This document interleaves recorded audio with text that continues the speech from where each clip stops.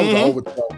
That was a, look who was the first one to congratulate And I ain't even want to celebrate with you. Get out of my way, Fletcher. Get out of my way. And I know Plex. Look at you. And you're laughing at me. Why? You laughed at me like the whole time. Look at you, man. Just the little stuff I used to hear. I'm like, man, I wonder do they even get any work done? Because those guys come down the stairs laughing at each other. Coming up on the Get Loud podcast, we're going to switch it up. Special edition. Yes. We're going to review in depth. Yeah. The decision. The decision. Not LeBron. No. The decision. The decision. The play that changed everything. The business decision. Welcome inside the Big Bear AI Command Center studios. It is the Get Loud podcast presented by SeatGeek, the official primary ticketing partner of the Washington Commanders. Find tickets to Commanders games and more at SeatGeek. Fred Smoot. I'm Michael Jenkins. How you doing, man? I'm good, brother. How about you? I'm doing well, man. So make sure you like and subscribe, please, to the Commanders YouTube channel. And this is the off season, as we know. So if there's anything you want to talk about, you have any ideas, things you want us to cover, just let us know. You can call us 703-726-7419, or you can email us, WashingtonGetLoud@gmail.com. We got London, Tana, and Bluefoot coming up. Yeah. So that's what I want y'all to do. I want y'all to dream up of any ex-teammate that I didn't have. Mm-hmm. And maybe you remember a game or you remember a situation. Well, I'm going to get that teammate to come on the show, and we're going to go play by play, screen by screen, and tell you what happened that sunny day. All right. Sometimes it was cloudy days. Sometimes it was cold. But that day, we can go back to that play. So I'll ask you about the guys coming up here in a second, because we work with these guys, play with these guys, obviously. Who is someone that you played with you haven't seen in a while that you miss playing with and miss seeing? Oh. Because you're friends with a lot of people. Yeah, I'm finna say. That's a tough one. I kind of was friends with everybody. I started to say I can see you bouncing around. But I would love to do this with Bruce Smith. Bruce. I would love to do it the game he broke the sack record. Oh, yeah. Because people don't understand. He broke that sack record. You know, of course, they stopped the game. When you know what they do it for records like that. Yeah. Bruce went on the sideline and put that yellow jacket on. Yeah. Because he hadn't got the real yellow jacket yet because he was still playing. I think that was the last time we seen Bruce. Stories you tell about him are hilarious. I love me some Bruce Smith, Big Daddy Wilkerson. Yeah. Who else? Oh, Shawn Barber. Oh, okay. It was just David Terrell, Sam Shade, Mark Carrier. Some good names. Yeah, I played with Michael Westbrook. I played with Lockett, the father of the young Lockett boys that's playing now, Kevin Lockett. Stephen Davis is always one of my favorites. With Liddell Butts, Rock Cartwright, Mike Sellers. That'll be a good Big one. Big Mike, boy. Because I remember I had to play against Big Mike. Oh, you did? When I was a rookie, Big Mike was playing for the Cleveland Browns. And I'll never forget. We played him in the preseason. And I see this big old fullback. I was like, who That's another is dude I would not want that? coming at me. And they was like, man, Big Mike used to play over here with us. And I was like, and that's a fullback? Like, no, that's a left tackle, my friend. No, it was Big Mike. So I said, you know what? If I see him in the flats today, I'm finna cut him lawnmower low. And guess what? Third play of the game, they run their fullback to the flat. It's me and Big Michael. Another business decision has to be made. You had to go low. I went so low, the grass looked up at me. Right?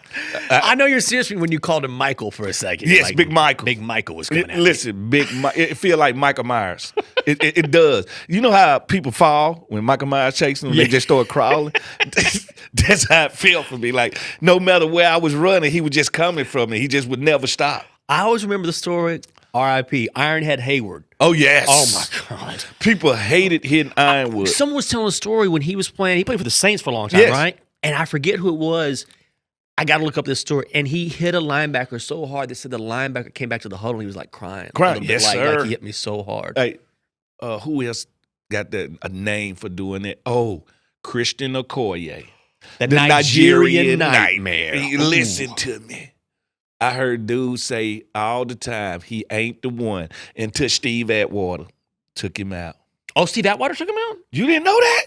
No. Steve Atwater met him in the hole head to head and blew him up. Atwater did? And then that's when Barry Word started to get Barry involved. Word, yeah. Yeah, Stephon Page. I remember all them teams. All right, Steve DeBerg was on that team. I remember all those teams. And yeah, the Nigerian Nightmare most definitely People sleep on Christian Okoye.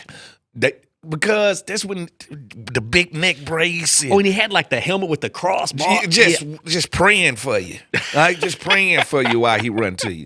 But it's been some big backs out there. Listen, Jerome Bettis. Oh. Listen, I tried to get him down one time. His body was so bad that no matter where I grabbed, I just could not get my arms around him. He ran me over, picked me back up, and ran me over again. And why he doing it? I'm like, what's wrong, Jerome? Like, I'm asking him, why he running me over? Like, what's wrong with you? Like, what's wrong with you? And why your body so bad? Like, I don't understand. And he could move. That's the thing about just like toes, this, man. Just like that. Yeah. That's how his feet move. Crazy. Yeah. It's time for your hot ticket presented by SeatGeek, the most disruptive idea in ticketing. A ticket that works. Expect the expected. SeatGeek. So, Smoot talked about it. We're going to go over plays. This is the brainchild of Anna. Great idea, Anna. Yeah, so, I like it. Yeah, we're going to take different plays and we're going to go over them, talk to different people who are part of it, witnessed it. And now we're doing the very famous business decision. Thursday night. Wink, wink. Wink, wink. Yeah. 2008, Giants, Redskins up in the Meadowlands. Yeah. Talked a lot of trash before that game. Never forget, the Giants had just won the Super Bowl. They feeling real good about themselves. VA guy, Plexico Burris, who me and him just had battle after battle after battle. It just never stopped with him. So, of course, he talking trash by the time we walk on the field. I'm talking trash. And that is one of the games that I realized truly that they were Giants. You always said like that team was just big in general. They're just big for no reason. Like if Amana Toomer is your smallest offensive player at 6'3", I started saying Toomer was not a small dude. All right, that's your smallest dude. Something's crazy. Plexico 6'6", 230. Eli was a big dude. 6'4", 230. All right, Shockey 6'5", 250. All right, Brandon Jacobs 6'4", 1,000 pounds. All right. Just the biggest offense I have ever went against in my life. So I knew it was going to be a dog fight. And if I could start to take you down through here as the first drive started, I think it started with a short pass to the right. Then they run the toss for the first time. And I'm used to this with the Giants because they always want to challenge me tackling wise. So they're tossing to the left. They tossing to the left to the right corner, which is me. Corner, yep. And the first one, I give it everything I had. It just wasn't enough. All right. Jacobs plunged forward. All right. They come back the next play. I think they dump it off to Shockey. Then they toss it again my way. Brandon Jacobs wins again. But I'm throwing it in here, Jinx. I am throwing it in here. Yeah. Now when it gets to this third time, I'm kind of woe down in this early. I was going to ask, had you already, like, after two plays, been like, all right, I've had enough of this? No, I was like, it's going to be a physical day. Yeah. All right. Now, am I 100% ready for this physicality? Yes, I am. Mm-hmm. But can I take it 100%? No. I'm going to have to take it somewhere in the 85 percentile. Right. If I want to live to play another Just a play day. or two so you can last the whole game. Really just one play where I maybe turned my collar down. One play, like it was one play where for 1 second I asked myself, do you want to do it? And the thing is, you diagnose the play, you go right for quick. That's the right one thing at it. Like you knew the play. The one thing about it is I process things very fast. Mm-hmm. This is a IBM processor. Sometimes process so fast that I get myself in trouble. I processed it so fast and I got there and I was like, oops, I'm here too early. You got there and immediately your hands go out like, I don't know about this. Like, I'm going to hold up for a second. You're like, oh, we've already done this twice. Like immediately, like you just pull up just slightly. Like I got there so fast, it shocked me. Yeah, you're like, oh, hey. I like, wait. It reminded me of that time that I told you that my son got in a little scuffle at school. Uh-huh.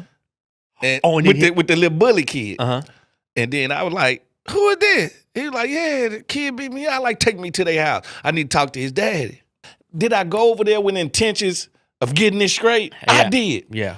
Oh, you'd have heard me talking trash on the way over there with my son in the car. I know they did. All right? I'm finna go handle it. My son was like, what happened? I like, son, that's called business decision. You already got beat up. I can't let their family go 2-0 against our family. I can't let them go 2-0. Sometimes you got to take the tie. Sometimes you got to know when to hold them and when to fold them. You had to fold there, man. I had to fold right there. Because now I'm not finna get beat up in front of my son. Ain't no bouncing back from that. Well, in the Meadowlands, so Jacobs darts ahead. Yeah. And then when he finds LaRon Landry. Car accident. Oh. Car accident. Changed my friend for a long time. Now, I can say this. If I could go back and rewind that and take that shot again. You would? I would literally jump in front of that truck and let it run me over again instead of running my friend over because it changed my friend. It really hurt LaRon. It hurt his pride. It hurt him externally, internally. Yeah. It did something to him. He turned into like addicted to weights after that. And I feel like that was my fault because of this play. So if I could go back, I would get voluntarily ran over by Jacobs right there instead of LaRon. Yeah. Friend for life. What is it like now when working with Tana and London and Shawn and these guys, having played with them because you've known each other for so long? Like, we're gonna show a picture of Shawn on the sidelines, and I think he's laughing at you, which is the same thing that happens now all the time. And y'all would think because the game is so serious that we don't have these little inside things going on. Yeah. In that same game, in that same game, I think, I get ran over again by Brandon Jacobs in the red zone. And he knocks my helmet off. And I'm trying to gather my helmet, and I'm not LaRon, but London runs over there and say, get off the ground. I'm like, what? I'm like, what are you talking about? Help me off the ground. Because if you would have got in the A-gap, I wouldn't have got ran over. He's like, I'm on your team. No, listen. These guys. We're on the same team. Y'all just don't know in the NFL, man. When it comes to nobody's going to be harder on you than your teammate. Yeah. We live it together. Yeah. And when things happen, like the worst time to be an NFL player is Monday morning after a loss. Okay. And you had some bad plays. Because now we all got to watch the film together. And they going to give it to you. They going to laugh. You don't want to be the one that people laughing at. Have you had that time where I'm sure every player's had this, where you know going in or you're about to watch film? I had a terrible game. Here it comes. And it's going to be play after play. And all you really remember in your head is the big plays, but then you got to see the small plays you missed. So then you look at your game and you like, this is an F game. Like I graded out. Yeah, you graded out. F. Yeah. Yeah. Like you can't even try to give yourself a C or something. You're like, nah, man, I didn't tackle well. I didn't cover well. I didn't read plays well. It just was one of those games. So you cannot wait to leave the building that day because you want to throw that film out of your brain. Yeah. Yeah, because nothing went right for you today. Is that why sometimes when you see these blow-ups on a field between teammates that you think they get overblown because people don't realize, like fans or general public don't realize, but they're in it together. We're in it together. So it's not nearly as bad as it might look. You never look suspicious when you see two brothers fight. Right. And that's what it is. And it's like, you got to understand, these are brothers. This is a brotherhood. It's a lock. It's different. And it's so much put into it during the week and so much responsibility. So when these plays don't happen, it's going to be blow-ups. Because we holding each other accountable. And it just so happened everybody has the chance to watch us work. Yeah. If we can watch everybody else work, I'm sure we'll see plenty of blow-ups. Well, and also you're in an arena essentially, right? Yeah. Where you're at this level emotionally the entire time. It's like, so these aren't even like regulated emotions. Like you're in a completely different atmosphere. Where you're hired to have an edge. Right. And that edge gonna most definitely run you into some arguments.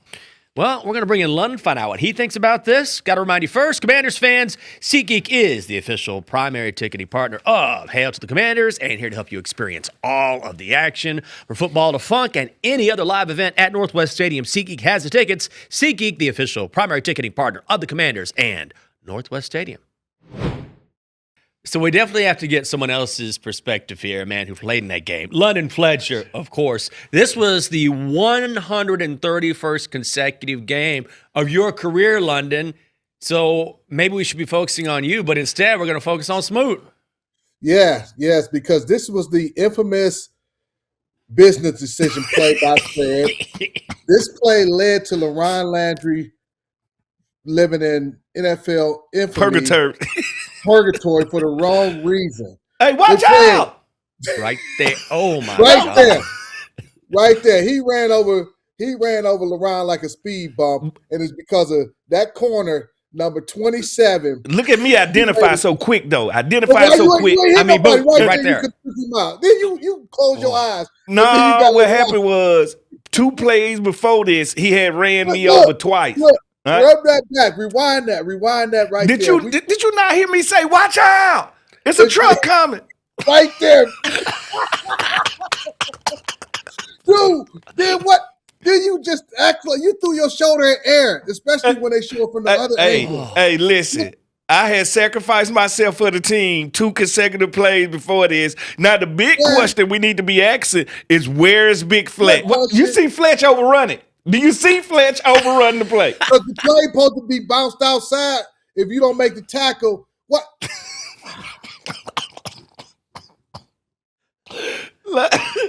Fletch, did you know at the time? I mean, you're going inside there, so I'm sure you didn't see this until you guys watched the tape, right? No, I did not see it until we came into the film room the next day and we watched that, and we watched Fred close his eyes. No. Running there like a black man. Right there. You could have made that. Sacrifice. I have been sacrificed because the defensive end had been going upfield the whole game. They had been tossing that sweep. He had did the same thing he did to LaRon. He did to me. So watch LaRon's reaction after he hits the head and he turns around. See, it was either him or me. In that situation right there. I had to sacrifice him to the football guys because I had just been sacrificed 2 plays consecutively before this. All right? And I still got back up. So when you come, I mean, Brandon Jacobs was a load. There's no question about it. 280 pounds. So, London, what was it like when you tried to tackle him? Fred, I'll ask you the same thing. But, I mean, this is a guy you've clearly tackled before. What was it like? Jake. Try?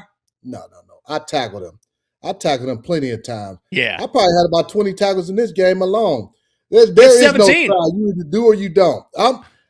Fred, I won't even say he tried to tackle him. I tackled Brandon Jacobs and any other running back that was in that football game. I mean, that's just what I did. So, Brandon Jacobs, I'd much rather go against a big back than a smaller back. You know what? This is what London got the courtesy of. Mm-hmm. Usually when I hit a running back, they full speed. Yeah. They just starting when he get them. That's why he can wrap them up quick. He can get them down quick. But see, me, I got to get them where they got a head full of steam, and I got to stop a locomotive. Hey, you see how quick that running back went down? That was Ward. How many tackles? You got the stats from that game? 17. You had 17 tackles. Yeah. 31. I held him. That tackle, they had to kick a field goal. That's a 4-point tackle right there. So how did he compare? How did Jacobs compare to other running backs of that era? He was a beast, man. Yeah. He was a beast. Just especially if you let him get going, because he was big. He was like 6'4", 6'4 and a half, about 260. 280, man. 280? 280. Maybe in the wintertime, but starting off, and he can run. He has some speed, too. Yeah. He has some speed, too. And then they had that 1-2 punch with Bradshaw. So when he came in, he was rested. Yeah. So they had that 1-2 punch. So he was ready to go downhill. And they love running him in the wintertime. When he got cold, they ran him downhill. Hey, Jakes, how many tackles you say I had? I couldn't hear you. 17. Oh, ooh. How many tackles I had, Jakes? You had 17 combined, 12 solo. Smoot, I think you had 5. Look at it. I'm right at it. I'm right with him. He could have had 6. Yeah, it would have came. Hey, I think, matter of fact, did I force a fumble in that game too? No, I got a pick though. Yeah, you You did. got a pick? Yep. That was an overthrow. That was look who was the first one to congratulate And you. I ain't even want to celebrate with you. Get out my way, Fletcher. Get out my way. Get out my way. What you doing? Congratulate you. I was so surprised that you made a play. Look at me. Look at me happy. Look at me going to congratulate. LeBron didn't even congratulate Get out my way. LeBron was so mad that you getting ran over. He didn't even congratulate you. Nah, he didn't want to talk to me the rest of the game. He didn't say nothing to me. LeBron is right there by you first. He doesn't even congratulate you. Look. Was he really mad at you? No. LeBron probably think we playing against the Packers. Right, because man, I'm the one there to congratulate you, and there you go, man. I think I called the fumble in that game, though, man. Jinx, 17 times. You sure I didn't force the fumble in there? I like you triple checking. I'll double check. Oh yeah, 17 solo, or no, 12 solo, 17 combined.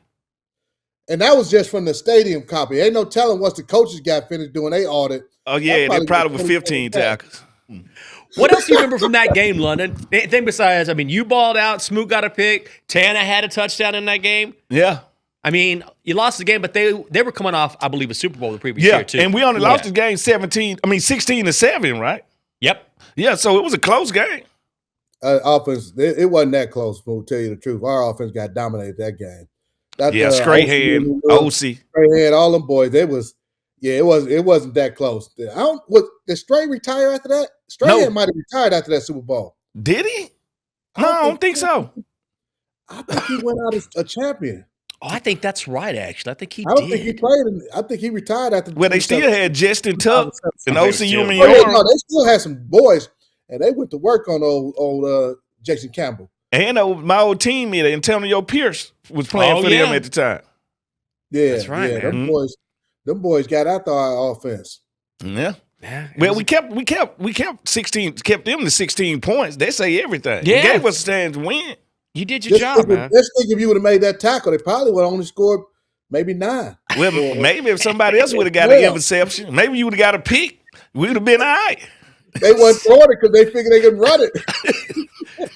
17 tackles, 12 solo. We're going to check on that forced fumble line. I don't think he had. If it wasn't that game, it was another game. I put in work. I was a giant. Tanner's a giant slayer, but I'm up in there too. I got some numbers against the Giants all the time. Would you say your better games was against the Giants, Cowboys, or Philly? I think overall my numbers probably are better against the Giants because I played them more times, even when I was in St. Louis. Buffalo. Well, St. Louis too. Yeah. St. Louis and Buffalo. You remember you've got Smoot. I was terrorizing the NFC before I went to the AFC. My God. Yeah, I terrorized You know what? When we talk about that Rams team, we talking about the greatest show on turf. We weren't talking about London Fletcher. Hey, if you go look at the stats, the numbers of that defense, the 1999 defense of the St. Louis Rams, you will be shocked when you see the number where we ranked in all the major defensive statistical categories. Did you have Dexter McCleon and Leonard Little at that time? Dex was a starter. LL, he wasn't a starter. He was rotation. LL was mainly a special teams guy. Oh. We had Kevin Carter. Kevin Carter led the league in sacks. Oh yeah. We had Grant Wistrom, another. He was a high draft pick the year before. Not a Nebraska. We had the number 1 ranked run defense in the league. And you had Dre Bly, did you?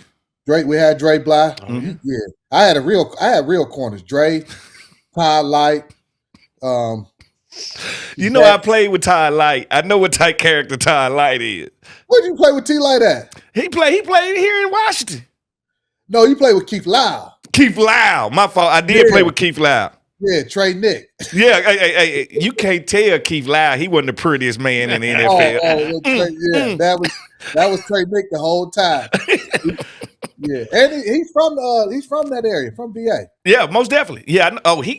He gonna let me know that every second of the day. London, thanks for the insight, man. Thanks for joining us. All right, man. Appreciate it. Appreciate you, sellout.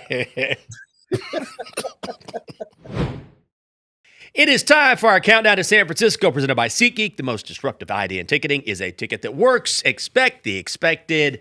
Our good friends at SeatGeek. So the Giants are coming off a win against the Patriots in 2008 that year, and that was a huge win for the G-Men. I mean, Eli was the only guy who got Tom Brady. I'm going to say twice. he's Tom's Brady kryptonite.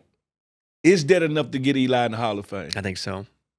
I think eventually, but he ain't gonna be no first. Not first ballot, but eventually he'll get in because when you got 2 Super Bowls against the Dark Dynasty, against the Patriots, and you're the MVP of the Super Bowl, and you're Manning, he'll get in. And he had those signature plays. That's it too. Yeah. It's a tight race right there to try to get Eli in. It is. Because somebody gonna say he in the Hall of Good. Put it like this, they would say he was never the greatest quarterback of any era. That's right. But when the big games mattered, he had moments. In the biggest games of all, he had massive moments. He was that good. So biggest upsets in Super Bowl history. When you look back, the most iconic one is that New England team because they was trying to go undefeated. And the Jets went beating they beat the Colts back in the day, Super Bowl 3.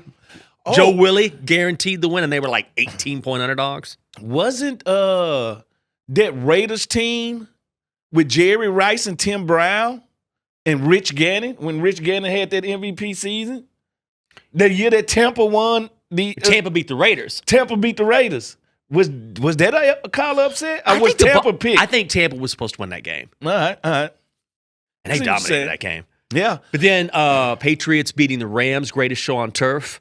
Patriots' first Super Bowl win. Yeah. People forget they were supposed to lose that game. What about that the Falcons leading the Patriots?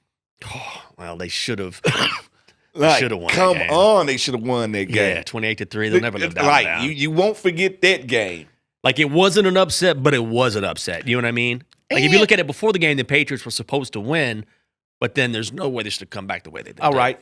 Everybody that beat the Bills all 4 Super Bowls. Wasn't the Bills picked in all 4 Super Bowls? I don't know if they were picked in all 4. Not against us. We was the only team I don't think they was picked to win against. That's right. That's right. But I think the other 3 teams, they were picked to win. Yeah, I think they were supposed to beat the Giants. And then they played Cowboys. Yeah. Cowboys might have been favored in that game. Cowboys were really good. Yeah, but the Bills just But the Bills should have gotten the one. Bills just should have gotten there one. after there. They was a team with no weakness. That's right. One of the best quarterbacks, one of the best running back duos. They had 2 because they had Davis too. Oh, that's right. Okay. Instead of Thurman, yeah. Yeah, Kenneth Davis was his name, I think. Yeah, Kenneth Davis, that's right. All right. Then you had Andre Reed, one of the best wide receivers to play the game. You had tight end. You even had a signature guy on special teams, Steve Tasker. You had a Tasker's one of the great special teamers of all time. That's what I'm telling you. Like, you had they had no weaknesses. So if it's ever a dynasty that was never a dynasty, it's the Bills dynasty. Yeah. Yeah. Do you remember the Bills Super Bowl song that Marv Levy wrote, or the Bills fight song? What is that? Oh, man, you look at you would never see this today. Yeah. But years ago when Marv Levy was the head coach of the Bills, he made a promise to his team, like, hey, if you win this game, I'll write a fight song for the team. So they won the game, and there's this old video where he wrote it. Imagine the head coach being like, all right, here's a fight song I wrote, and he has a whole crowd he's trying to get to sing with him. Yeah. He's like, go Bills, we're with you, fight Bills. I would say, let's go. And like, this is like a different time. Was it more of a folk song than it was a... I mean, Marv Levy is still around. I think he's 99 now. 199. Listen. Yeah, just a different time. Yeah. But imagine a head coach writing a fight song for his team. Oh, listen, that's why actually, was it R&B? Was it? It was definitely not R&B. I'm just saying. It's like Grandpa's folk song. He might have wrote that Biggie line. You never know, man. We're going to San Francisco. Yes, we are, and nobody else. Who are you breaking with you, Fred? Nobody else. Just us. What about the other shows? No to the no. Am I going to see London? That's an R&B song. No, you ain't. You ain't. Just us. Cannot wait. I'll be going back to Cali. Because I actually went to business school at Stanford.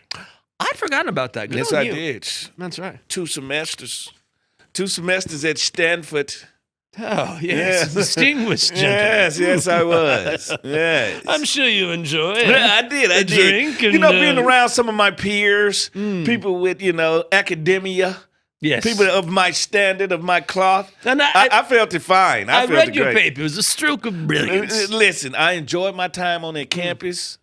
It was fun. I had some very good people. The guy that owns JetBlue, he came in, taught some of the classes. Yeah. Steve Young was actually there. Isn't Steve Young like He's the dude. Isn't he like close to like a billionaire or something crazy? He's the dude. Right. All right? Yeah. He got his fingers in a little bit of everything. Steve is the dude. Very intelligent athlete. Mm-hmm. How many times you been to Cali? How many times you been to Cali? I've been outside of playing days, like when you just went on a trip because you wanted to go. All right. I've been to North Cali. Okay. I guess you would call LA Central Cali because I call San Diego. I call that Southern Cali. Okay. Yep. I think San Diego, hands down, is the best city in California. Okay. I have not been to San Diego. I've been to San Francisco is awesome. It's the only place in America where you guaranteed to wake up and you do not need the service of the weatherman. It was 75 Monday. It's going to be 75 today. It's going to be 75 3 months from now. Right. San Diego, the most beautiful place on earth. And you can sneak across the border to Tier 1 if you feel like. I'm just telling you options. We're going to be there all week. Well, not San Diego. Yeah. But North Santa Clara, California. San Francisco. Yeah, we're getting ready to go. We're going to be there all week at Radio Row. And, man, I'm just excited. Can just you agree? Our crew? Can you agree that LA is overrated? I've been there a couple. I like LA, but I wasn't like the traffic is terrible. All big cities. I don't But it's nag about it. Especially bad in LA. I think it's bad in LA because it's flat and you can see for miles that we have no hope. Like at least on the East Coast, we got these hills and you can't see clear across the city. Out in LA, you can. I just always felt like this. When I was young, I felt like the nightlife was overrated. It's not that good in LA. I feel like the restaurant scene is super overrated. Oh, you think so? Okay. I do. I feel like you paying a hand, a knee, and an elbow. I bet that's right. Just to be in a restaurant that Robert De Niro went to 10 years ago. You see, that's they claim to fame. Right. And they have like the picture that's signed, it's on the wall. Where he said it. You see right here, these two prints in his seat. Right. Robert De Niro. I don't care. And sometimes it's random too. Like, see this guy? It's like, yeah, he played an Ewok in Revenge of the Jedi. Yes, he was under there. Well, he was okay. Yeah, like he came here. I just want lasagna. I came here to eat. Oh, Return of the Jedi. I'm a foodie. Right? Yeah. So I enjoy food. I would even go out on a limb and say that Seattle has a better food scene than LA. Seattle's food scene is pretty dope. All right. People sleep on Seattle. In a big way. They sleep on Seattle. That's one of the few cities that I end up playing in first. I played in my rookie year, flew right after my rookie year and came right back down to it. And I want to do it in the off season, so I got a chance to move around a little bit. I love Seattle. Oh, man, it's a great city. We're going to be there all week long. Not in Seattle, in San Francisco. We're going to be talking to people on Radio Row. Mm-hmm. And, I mean, we were discussing it earlier, but the cool thing about Radio Row is if you imagine an athlete that's available, they're going to be there. They're going to be available. Old, young, new, still playing, not playing. Mm-hmm. It's going to be guys everywhere. And that's be one of the few times every guy eager to talk. Yes. Like, usually every guy ain't eager to talk. Because you know if you're coming to be interviewed. You're coming to be interviewed. Like, and you know everybody there got a mic. Mm-hmm. Every day got a mic. Now, some people going to feel allegiance to certain teams that they play for. Yeah. Some guys going to be like, man, Smoot, I remember you. Michael Jenkins, I remember you. Like, so it's just going to be a lot of intermingling that allows it to get better as the week go on. Yeah. Because if you didn't know a person before you got there, by Wednesday, we know each other. Huh? And people might come back and be like, I'll talk to you guys again. Yeah. So you just never know what's going to happen. And just the electricity of the Super Bowl itself is a world event now. Mm-hmm. It's a world event. Like you said, we're going to have reporters from different countries all over the place. Yes. Get loud. We'll be there. We're going to get loud. There's going to be some celebs there too, no doubt. Because there'll be people promoting television shows, movies. Who if I say Jinx, one interview, 60 minutes, who is the number one just star that you would want? It don't have to be no athlete that you just want to sit down and you think you could have just a cutting edge interview with. You know who I'd probably want to talk to is Tom Cruise, because he is the superstars Of the superstar. stars. Like even the A-list superstars will Look tell at you, him. They look at him and say, he's the star of stars. He does his own stunts. He does things in a way that nobody else does. And like he tells a story where like somebody came to him to pitch Top Gun Maverick, right? Yeah. And he was doing Mission Impossible, and they flew to Europe, and he was like, "You got 20 minutes." Yeah. And so You know he's all business. right In such a and quirky so they way. pitched him, and they said, and the guy that pitched Tom Cruise goes, Tom Cruise picked up his phone, called the head of Paramount, whoever it was, and goes, "Hey, we're doing another Top Gun." He goes, imagine any celebrity calling the head of a movie studio and saying, Yeah. "This is what we're doing next." Yeah. And the studio said, "Okay." Do you think your interview would be so good that you could make him jump on the couch like Oprah did? You took it back to the Katie Holmes days. Remember that? No, He I'm just jumping saying. up. So that's how you judge Tom Cruise by who was he dating at the time. Well, and plus, if you think about Scientology and like Yeah. what's in his head, what he's done, where he's been, Yeah. like you could take that interview in tons of different directions. I think I would go Jamie Foxx. I mean, Jamie can do everything. And I think it just would be entertaining. And didn't he almost die? That was the rumor. He was really sick. No, he was sick. Yeah. So most definitely it would be Jamie Foxx because energy, talent. He did play a quarterback. And what's his name? Steaming Willie Bean. Oh, that's right. Yeah. So Jamie Foxx to me is just such an instrument. He got layers. I like people with He just can do tons of, anything. he can entertain in any way possible. I think me and his interview will last 3 hours. Oh my God. Oh, I mean, going back to the In Living Color days. Yes. And he can say, I mean, he can do anything. It ain't nothing he cannot do. Like I would ask him, would you, if they asked you, the NFL, to sing before the game, He could do it. he could do it. And he'd be great. Most definitely he'll be great. Yes, he would. But see, there go the thing about it. That's why I would say Jamie Foxx. That's why we can't wait to go to San Francisco. Francisco. Is Command Center going? No. Are we going to ride one of them trains while we there? Yeah, we got trolley. Trolley. Yeah, that's right. why Yeah. not? Why not? Me and you and Anna come down that street on that trolley. Them steep hills in Cali, they got them. As promised, we bring in Shawn Springs to talk about what he remembers from that game. Now, Shawn did not play in this game. Yeah. Rolled up an ankle, Shawn? Yeah, good doctor hurt me in the week. He fell on my ankle, man. So I had a little sprained ankle. So I was out this week.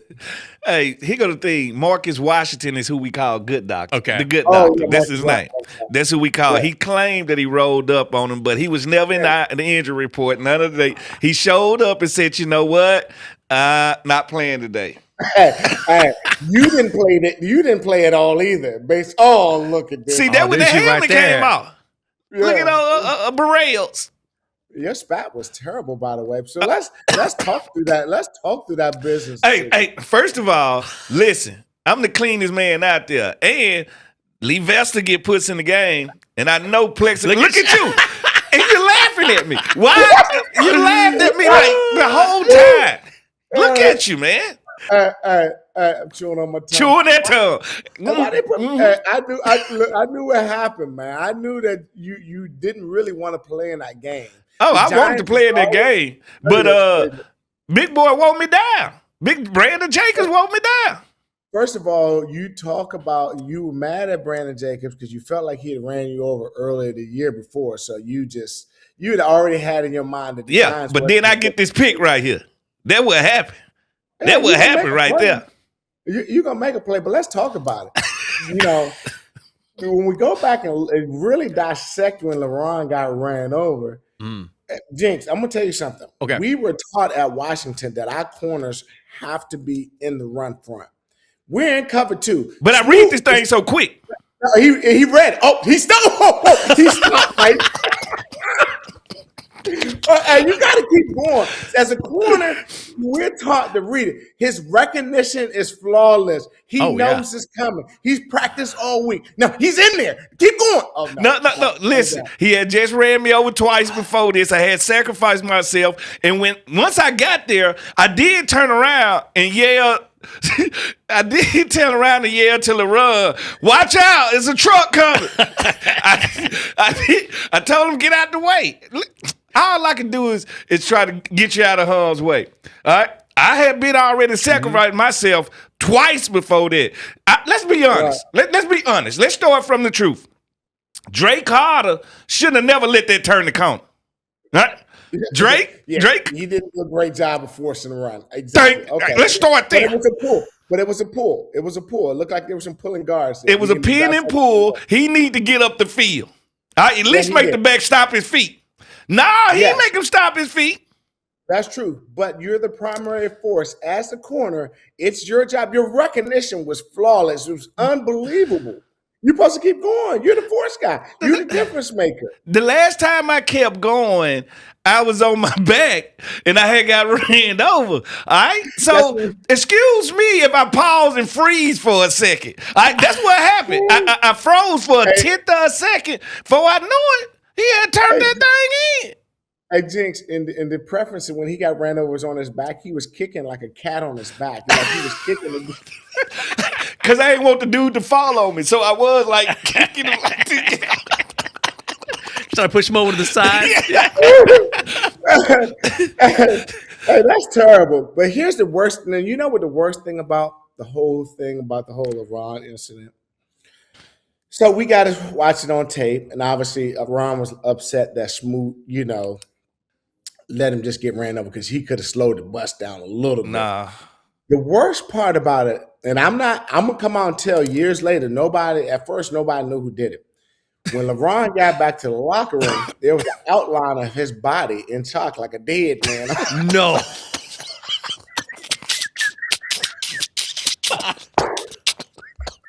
The crime scene. Oh my God. It was his body like somebody outlined a dead man by the locker, man. And I'm going to tell the people out there who it was. Not only did he get ran over, he schemed up that I would lay down and he put powder around the body so there'd be a dead man. So LeBron saw him like, that's where he died. We left him there for like a week. It was a crime scene. Because LeBron never, he changed after this. You know, when you talk about London and you and Tanner, and Look at this dude. You're laughing now. He laughing in game. Just like you did back then. That's a bad teammate. Right now, Madden saying Shawn Spring was supposed to play in this game. Wasn't on the IR. Was it Madden? Wasn't it Madden? And Madden saying he's standing over there on the sideline, though, so I guess something is wrong. What'd you say, Jinx? Never mind. That what he's talking about is nonsense. What'd you say, Jinx? Like, how crazy is it now that you guys are essentially having the same interaction here in 2026 that you did in this game almost 20 years ago? It's wild. Wow. And Jinx, there's some things in a moment that like you see in the moment, like we all have. We forget a lot about football, but there's some things that happen in a moment that you will always remember. We knew at that very moment that car crash, that incident where LeBron died on the field, it's going to be a lifetime. It happened to me. I got knocked out. Yeah. Smoot can tell you a moment in my football career. It happens to the best of people. You will always remember. When was it? No, we playing against Philadelphia. And the fullback, this when crackbacks was illegal. Okay. I mean, was legal. Was legal, yeah. And fullback had ran down the field. Blue chasing down running back. Just McNabb. Yeah, he just cracks him. Blue is unconscious.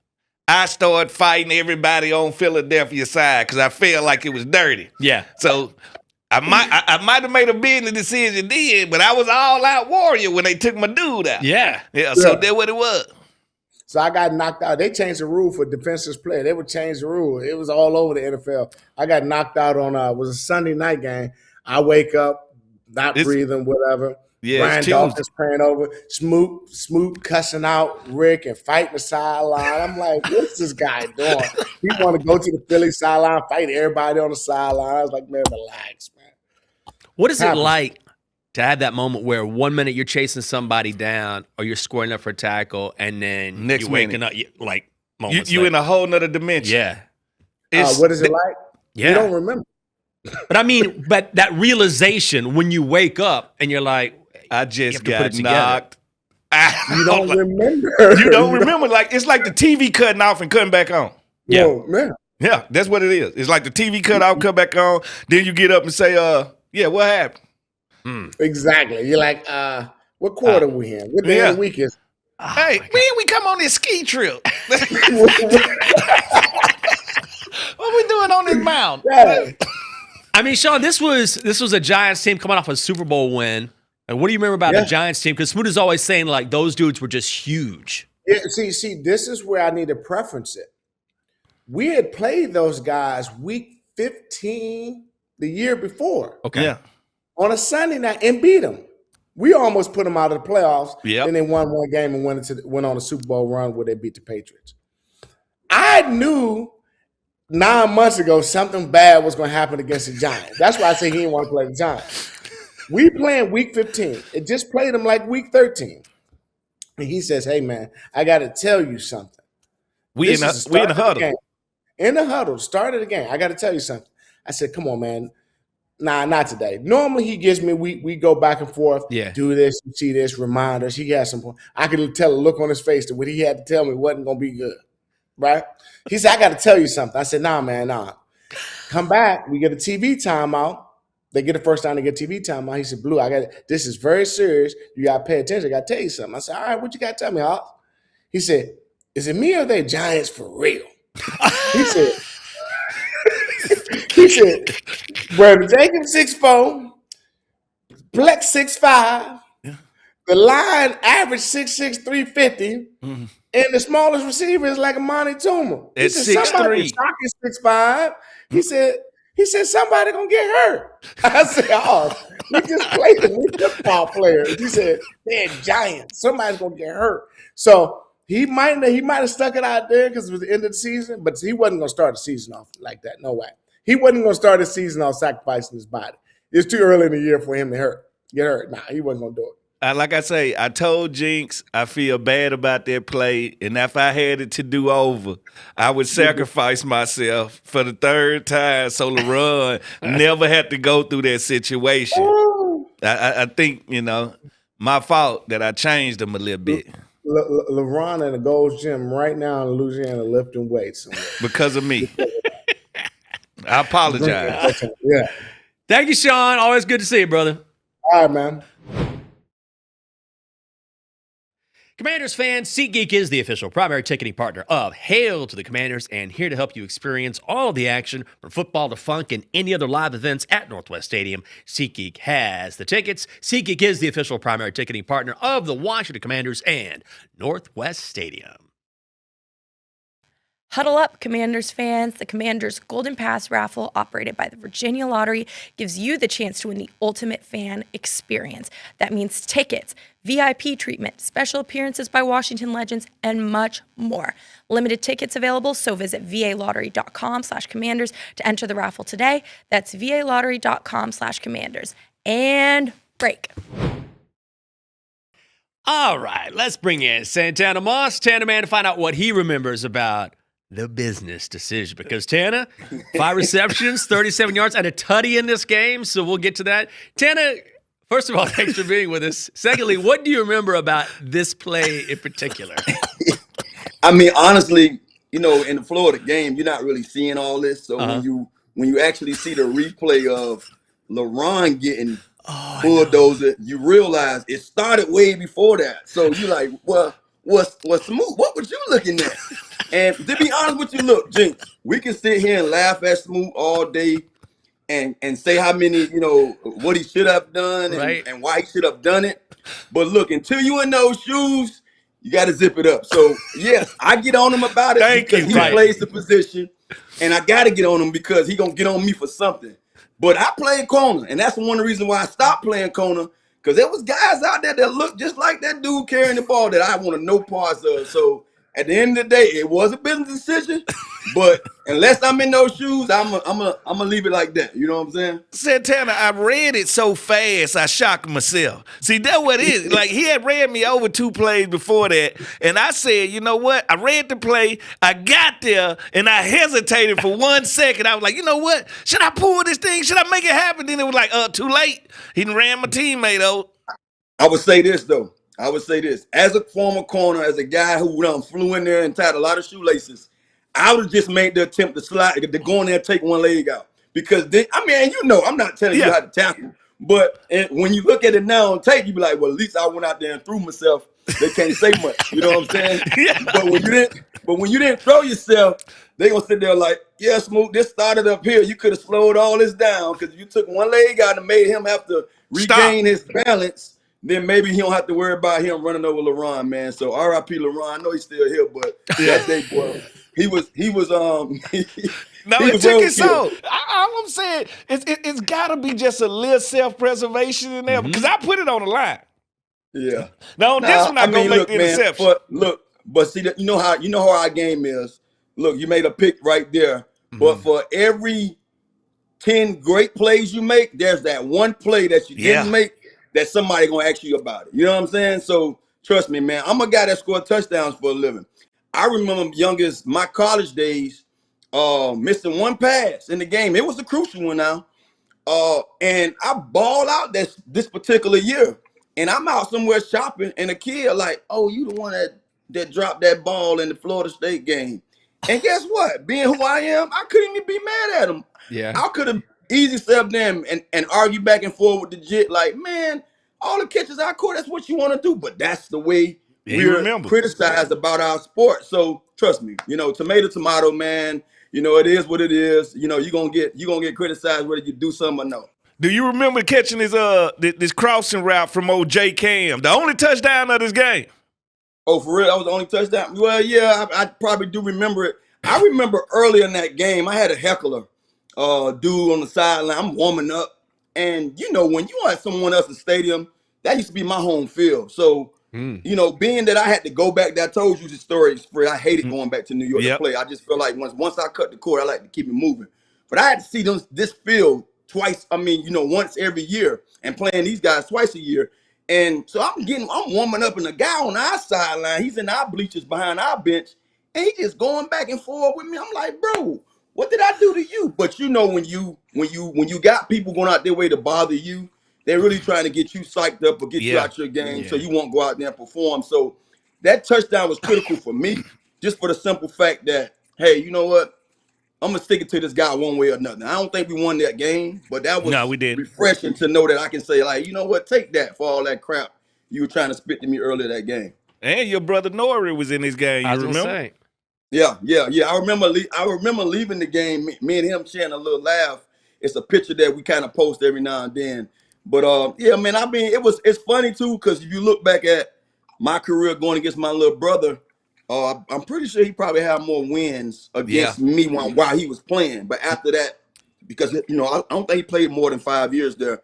After that, I probably couldn't say that, yeah, I had a few more wins, you know, than he did against my team. But I seem to never get a chance to really, you know, have something to go home with and kind of gloat about. You know, yeah, you can never one up him.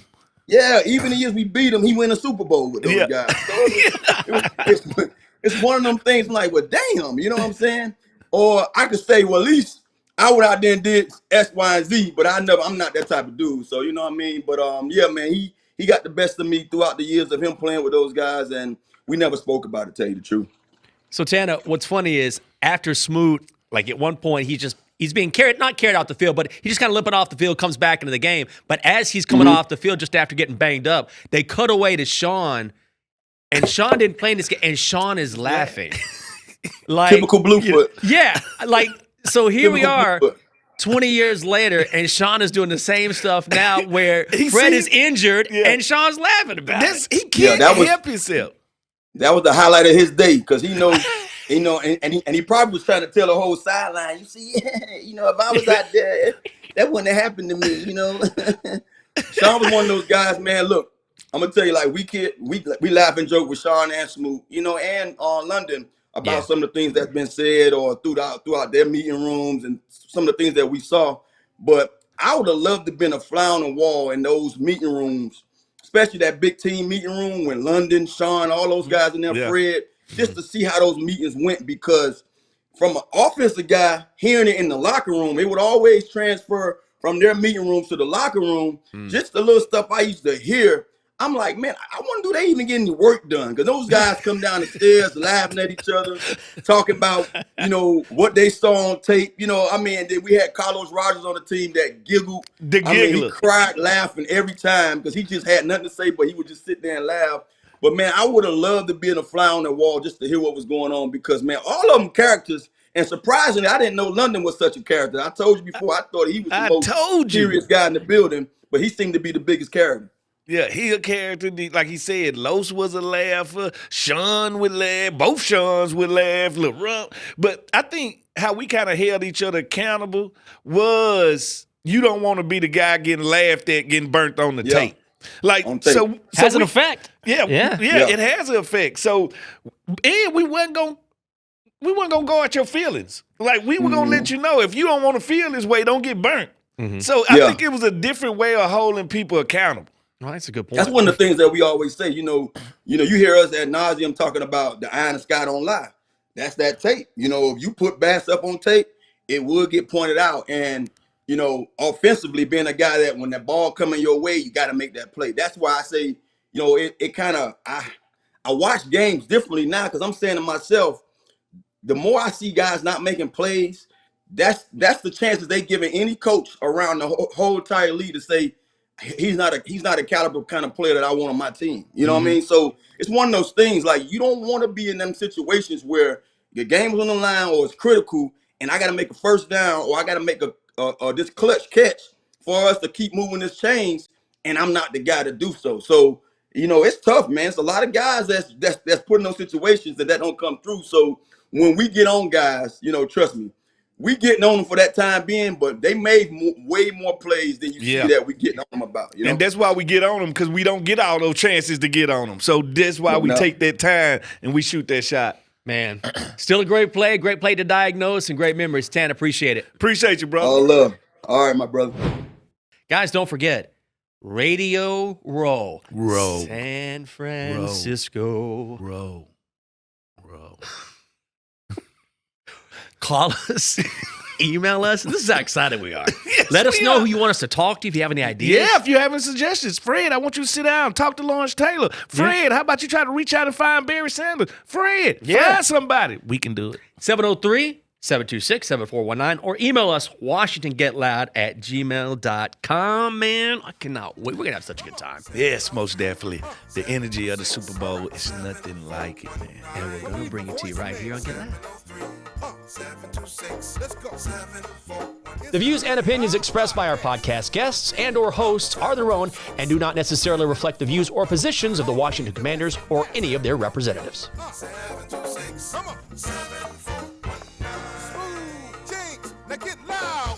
The Get Loud podcast was filmed at the Big Bear AI Command Center Studios. Big Bear AI offers mission-ready AI for a rapidly evolving world and proudly protecting the Washington Commanders and his fans.